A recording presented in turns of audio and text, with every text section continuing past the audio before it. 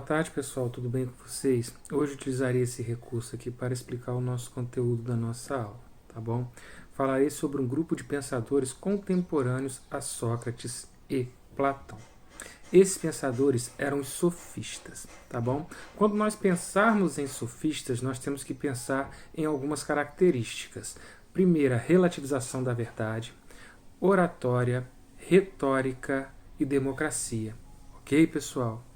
Primeiro ponto, o que são professores de oratória? O que um professor de oratória te ensina? Né?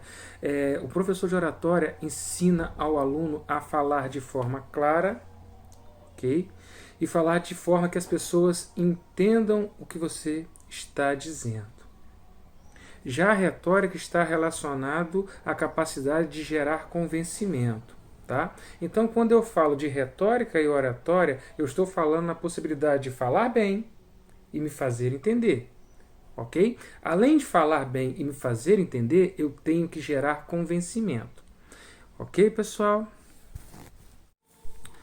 Pessoal, os sofistas também entendiam que não existe uma verdade única, não há uma verdade unificada. Mas por que eles defendiam essa teoria? Porque na hora que estivesse debatendo com alguém, é muito mais fácil vencer o debate ou demonstrar uma visão falando que existe a minha verdade e a sua verdade.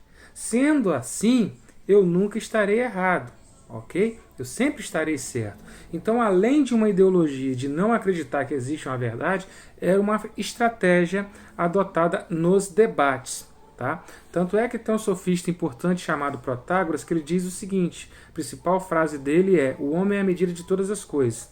O que ele queria dizer com isso? Que é o homem que define a verdade para si. O homem é a medida e não existe uma versão universal. Ok? Pessoal, Sócrates e Platão irão criticar duramente os sofistas. Por quê? Segundo Platão e Sócrates, nós podemos conhecer a verdade. É possível encontrarmos a verdade. Então eles criticam essa teoria sofística de relativizar a verdade. Ok? O Platão ainda faz um questionamento e uma crítica dura aos sofistas, afirmando que os mesmos degeneraram a democracia. Tá? Platão não gostava da democracia. Por quê? Segundo Platão, numa democracia as pessoas podem ser manipuladas. E como nós falamos, os sofistas eram o quê?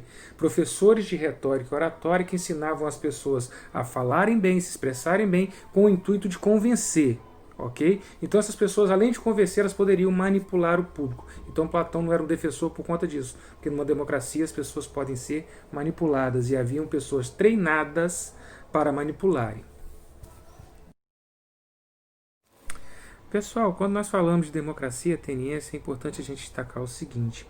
Em Atenas, a democracia ela era direta, ou seja, o cidadão deliberava sobre os assuntos da cidade.